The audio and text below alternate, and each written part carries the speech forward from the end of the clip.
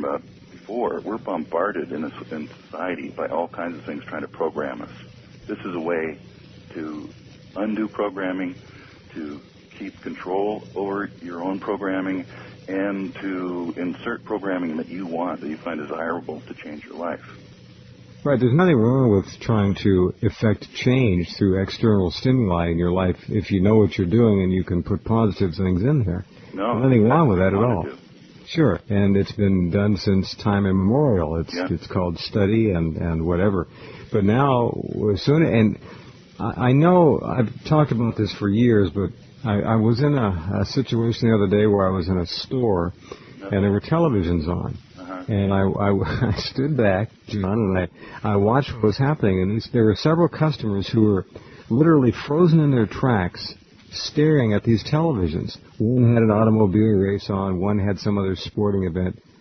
One was just staring at commercials. I mean, these people were not there. Yeah.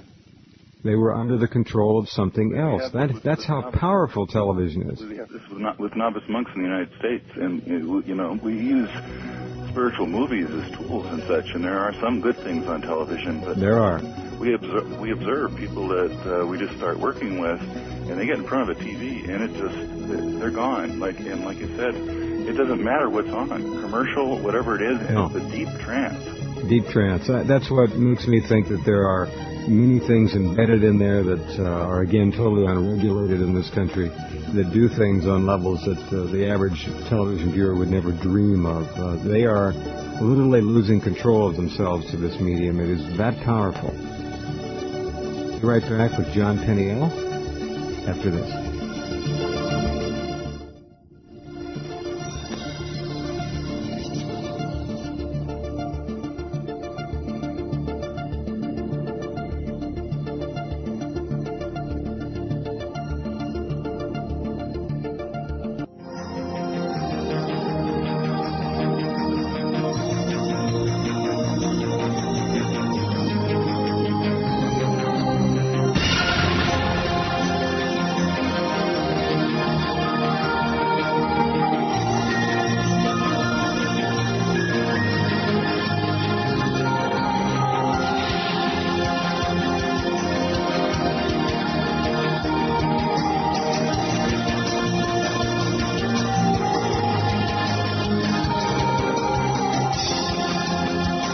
Okay, and let's continue our conversation with Jon Peniel.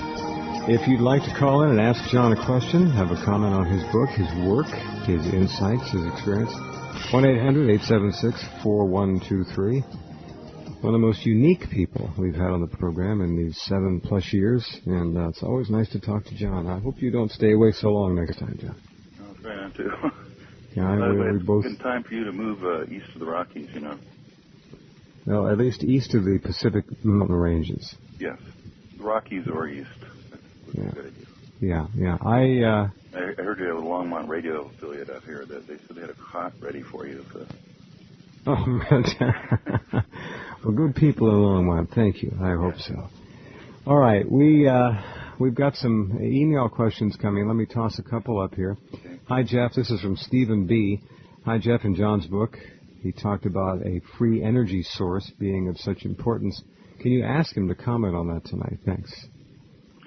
I can comment on it, but unfortunately, similar to the UFO thing, that wasn't my...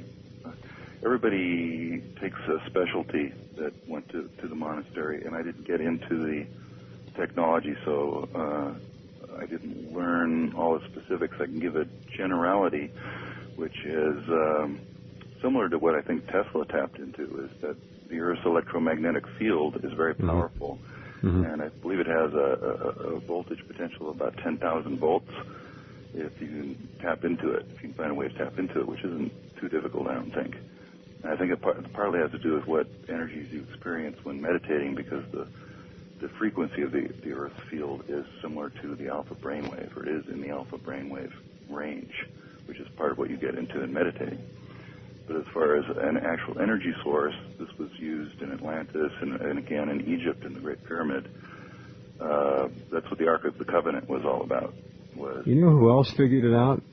That little short fellow that I think he was a Lithuanian immigrant, Ed Leedskalnin in Florida. Yeah, yeah. He figured it out. Have you been to that place? No, I've seen a lot of pictures. We've done some programs on it. It's amazing. It's great. He knew. He knew.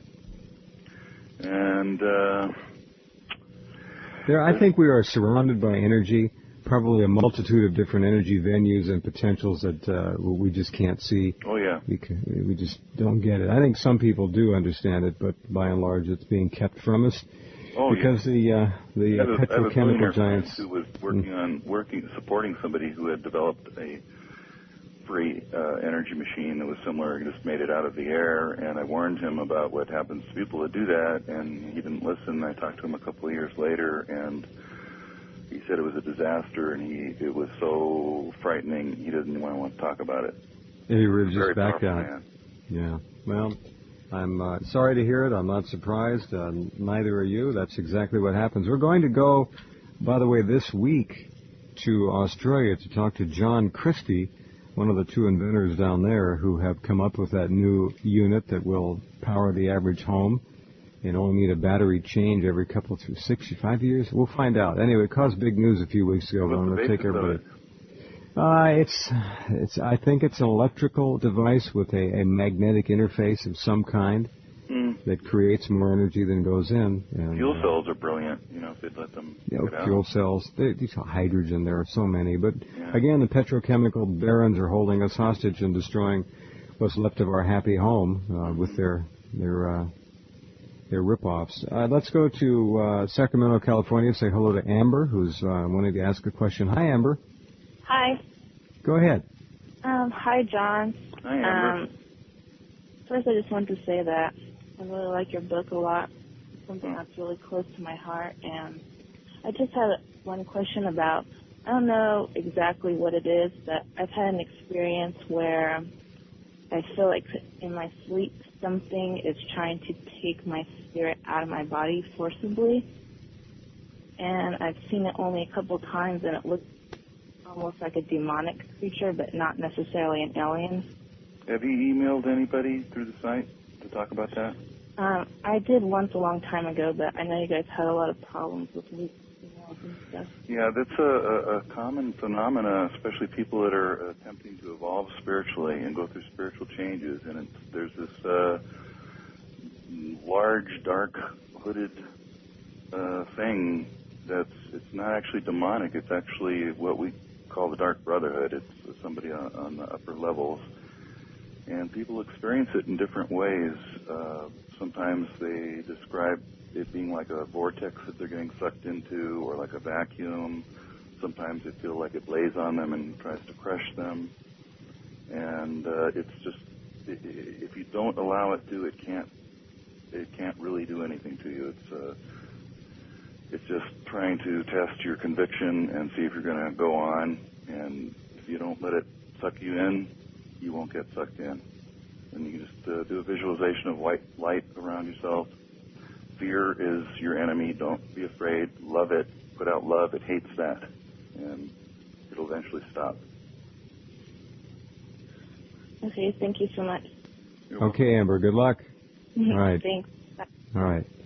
Your book has really made it around the corner and down the blocks of many people on this planet. It's, as you say, the underground business was big. You've got it available again on the website now. And we have 2 minutes to the break, so why don't you tell our listeners who might be interested in getting the book what's in it? Oh, gosh, what's in it? Well, I know, 2 minutes, we can get to the first 5 pages maybe, but it's quite a book, and it's a very important book in many people's estimations, especially some of those Casey people who may be threatened by it in some degree. I don't know what their issue is, but I can make a guess. The Casey members, the people that read Edgar Casey